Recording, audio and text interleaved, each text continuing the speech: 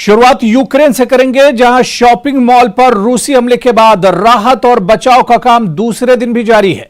अब तक 18 लोगों की हलाकत की तस्दीक हुई, जबकि 59 अफराद जख्मी हुए हैं। यूक्रेन की दरख्वास्त पर अक़वाम मुत्तहिदा की सिक्योरिटी काउंसिल ने इस मामले पर हंगामी इजलास तलब कर लिया है।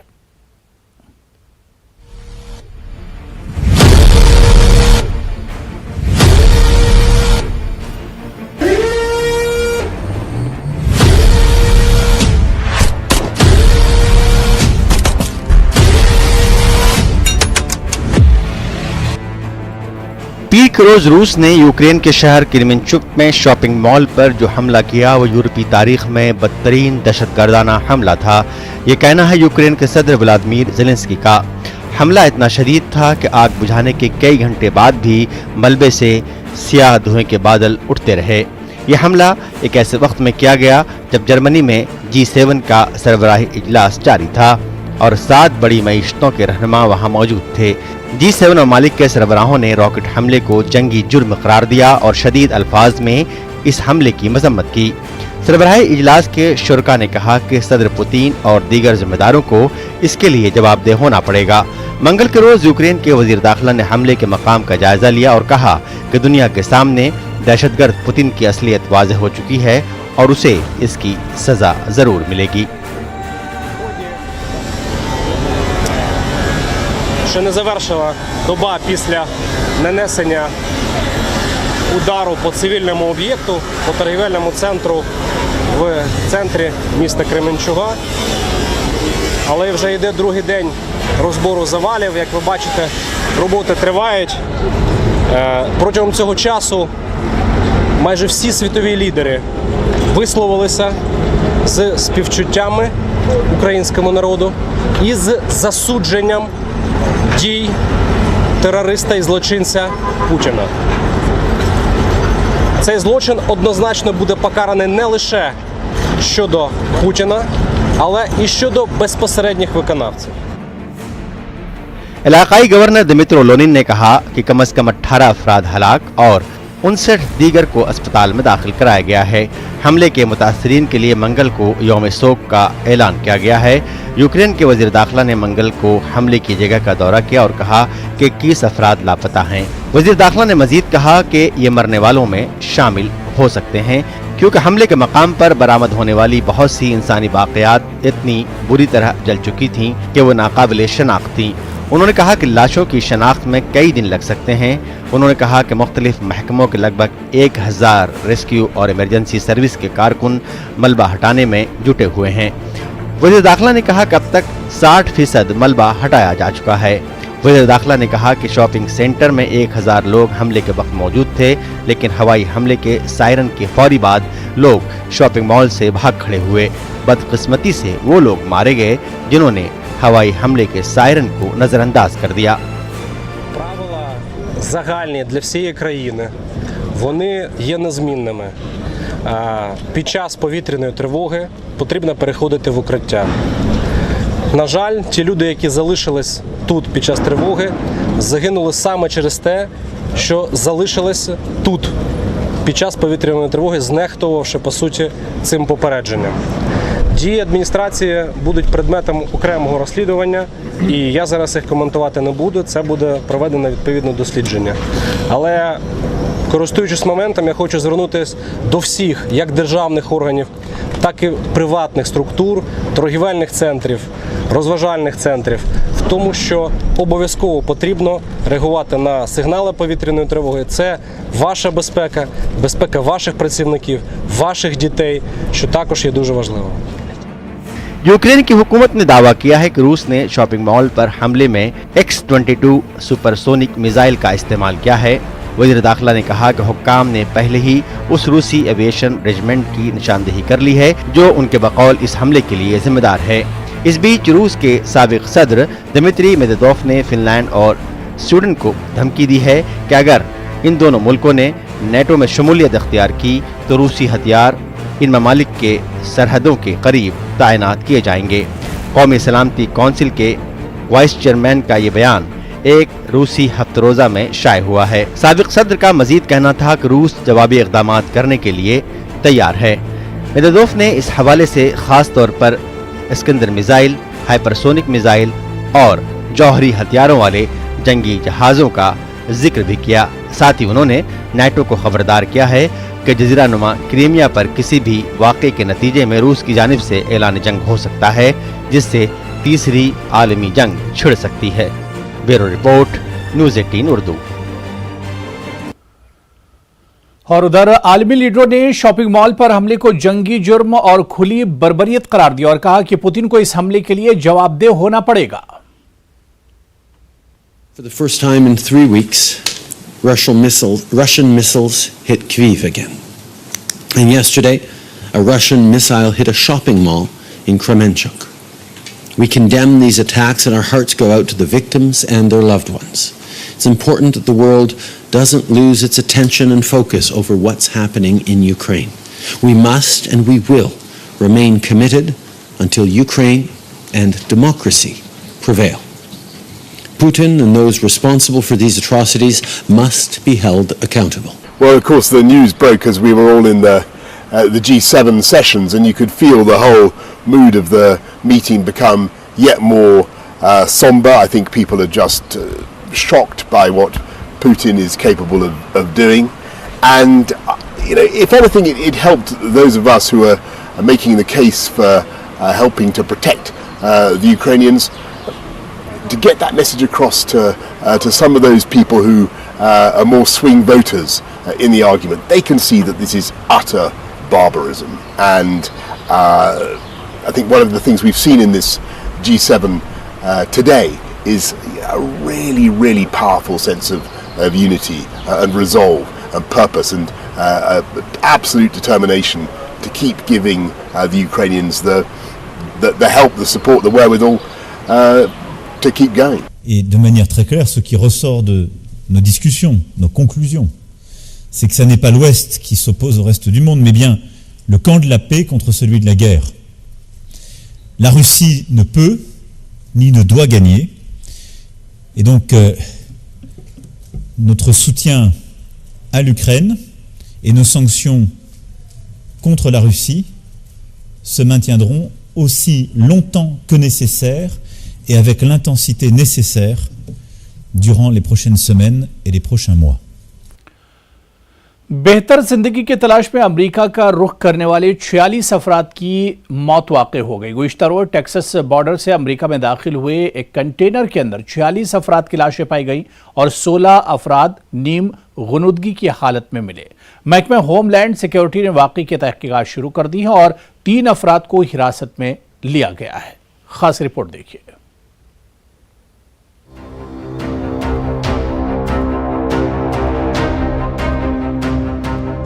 पूरी दुनिया में आज भी हजारों लाखों ऐसे लोग हैं जो अपना वतन और घर बार छोड़कर बेहतर जिंदगी के लिए दूसरे इलाके का रुख करते हैं। मुल्क शाम, इराक, अफगानिस्तान के वाकयात आपको याद होंगे, जहां जंग ज़दा हजारों लोग दूसरे इलाके या मुल्क जाते हुए या तो मारे गए या आज भी किस्म पुरसी की जिंदगी गुजारने पर मजबूर हैं। हालिया वाकया अमेरिका की है, जहां बेहतर जिंदगी की ख्वाहिश लेकर कंटेनर में छुप कर जाने वाले 46 लोगों की मौत वाक़ हो गई और 16 अफराद अस्पतालों में जिंदगी की जंग लड़ रहे हैं। So the plight of migrants seeking refuge is always a humanitarian crisis, but tonight we are dealing with a horrific human tragedy. We hope that those responsible for putting these people in such humane conditions are prosecuted to the fullest extent of the law. हालिया दहाइयों में Mexico से अमेरिकी सरहद उबूर करने की कोशिश में अब तक सैकड़ों अफराद की जान गई है। 2017 में एक ट्रक के अंदर 10 लोगों की लाशें मिली थीं। 2003 में 19 तारिकीन वतन की लाशें ट्रक के अंदर पाई गई थी, जिनकी मौत के कई असबाब थे, लेकिन सभी तारिकीन वतन थे और जिन्होंने बेहतर जिंदगी के लिए अमेरिका का रुख किया था।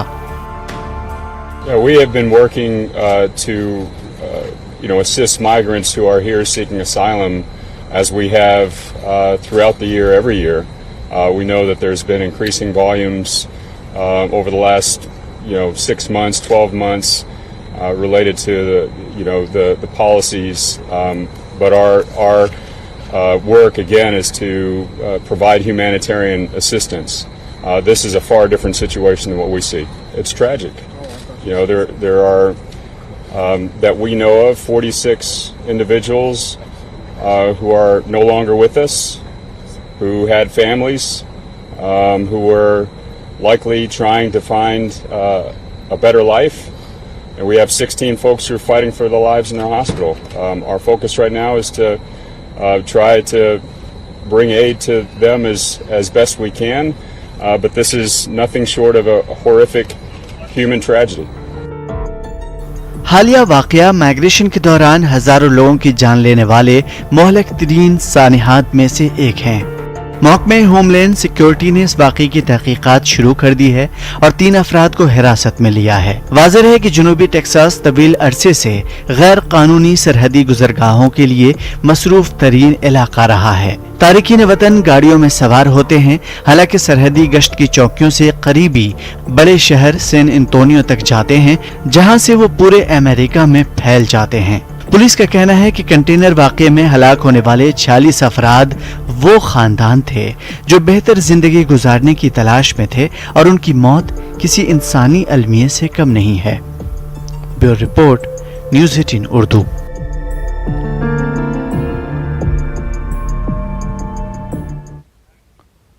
उर्दन के बंदरगाह उक़बा में जहरीली गैस के एक हादसे में कम से कम 12 अफराद हलाक और दीगर 250 अफराद जख्मी हुए हैं।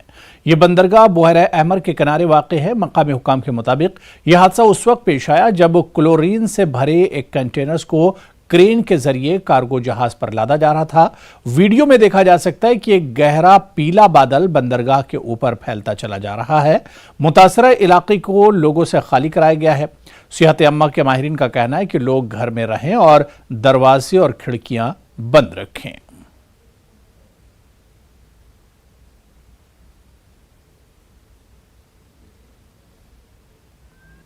يعني كنا بالدوام شمينا ريحة غاز وصار معنا يعني زي اختناق، بس يعني ما يعني شركتنا ما قصرت معنا، يعني أعطونا كمامات وكل شيء ونقلونا على المستشفيات. الإصابات أنا موجود الآن عندي بمستشفى الأمير هاشم بن عبد الله الثاني في العقبة، 5 إصابات، 4 صينيين وواحد فيتنامي، حالتهم العامة جيدة، 2 منهم بالاي سي يو تحت المراقبة وهم على سمبل أكسجين ماسك، أمورهم جيدة والحمد لله।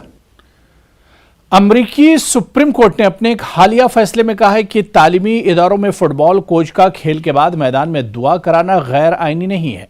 सुप्रीम कोर्ट के 9 रुकनी बेंच के 6 जजों ने फैसले की तायद की, जबकि 3 जजेस ने इसके खिलाफ राय दी। अदालत उज़्मा के इस फैसले की मुखालफत की जा रही है और कहा जा रहा है कि इससे पब्लिक स्कूलों में जबरदस्ती दुआ कराने का रुझान जन्म ले सकता है। वाज़ेह है कि अमरीकी आइन रियासत और मजहब को अलहदा रखने पर जोर देता है। 1962 में अदालत उज़्मा के एक फैसले के बाद से सरकारी स्कूलों में अमले की जानिब से मुनज़्ज़म तरीके से दुआ कराने पर पाबंदी है। तालिबे इल्म मिलकर दुआ कर सकते हैं, लेकिन किसी को साथ मिलने पर मजबूर नहीं कर सकते।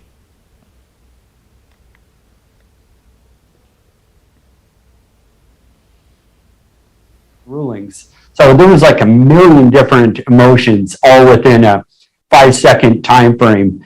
And now it's where I could take a deep breath and go, the hard part's over. We won. And I'm happy. I can't stop smiling. What the Supreme Court of the United States has said today is that just because a person who's employed by the school district can be seen engaged in a private religious act, that is not coercion, that they have the right to be able to bring their constitutional rights, their First Amendment freedoms, their free exercise of religion through those schoolhouse gates without fear of being punished or even fired if they do. So the teachers who bow their head over their lunch in the lunchroom, that's okay. If they wear a crucifix or a yarmulke or a hijab, none of those visible outward demonstrations of religion are now grounds for termination, and neither is taking a knee in private prayer at the 50-yard line.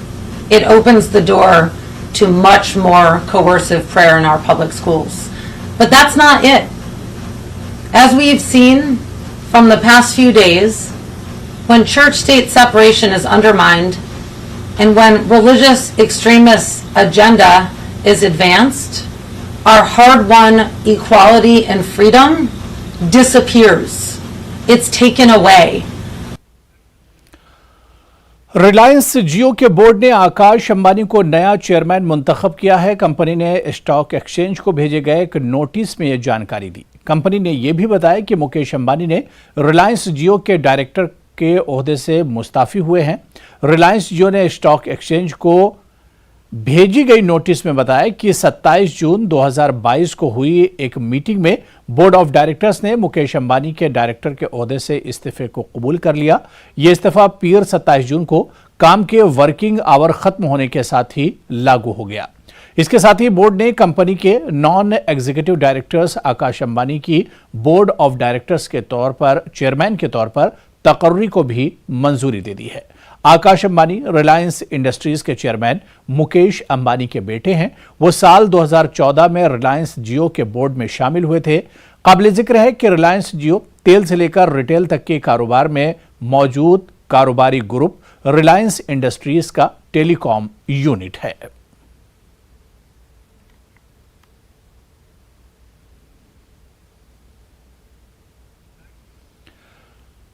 वज़ीर-ए-आज़म Narendra Modi Germany में G7 सरबराही इजलास में शिरकत के बाद UAE पहुंचे। यहां हवाई अड्डे पर मुत्तहदा अरब इमारात के सदर शेख मोहम्मद बिन ज़ैद अल नहयान ने वज़ीर-ए-आज़म नरेंद्र मोदी का गर्मजोशी के साथ इस्तकबाल किया और इन्हें गले लगा लिया।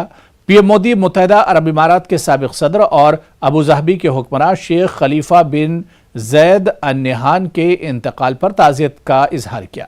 शेख खलीफा बिन ज़ैद अल नहयान का तवील अलालत के बाद 13 मई को इंतकाल हुआ था। इनकी उम्र 73 बरस थी। नहयान 2004 से इक़्तिदार में थे।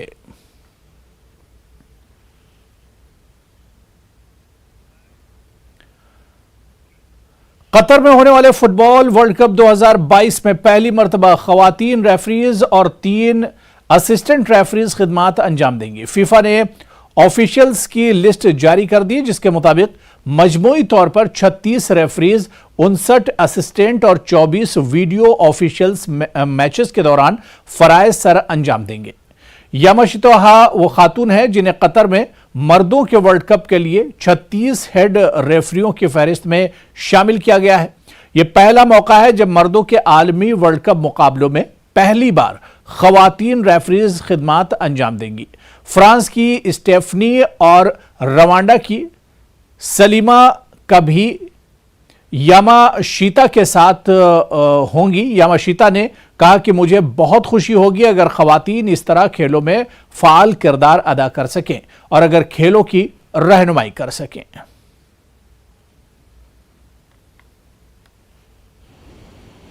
審判員としてはとにかく、サッカーの魅力を引き出すっていうところが大きな目標の一つですので、そのために全力を尽くすので、そのためにやるべきことをその時にやると思ってます。なので、例えばその時に選手とのコミュニケーションが必要であればやるべきだと思いますし、例えばカードを示すことが必要であればカードを示すことが必要であると思いますし、コントロールっていうことよりもサッカーの魅力を引き出すっていう大きな、より大きな目標に向かって何をすべきなのかっていうのを考えてます。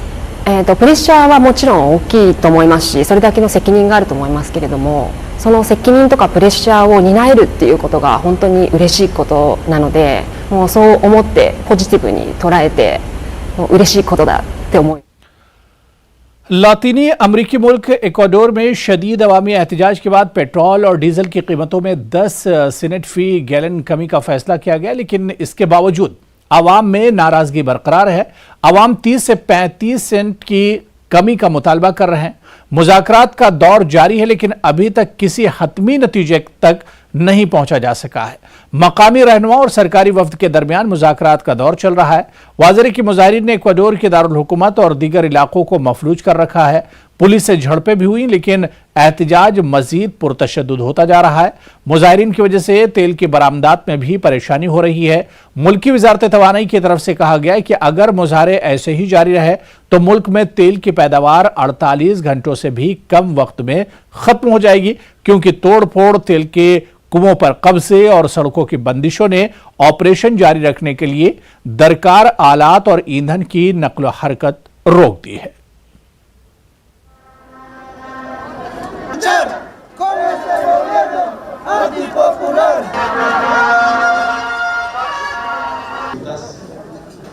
Por la parte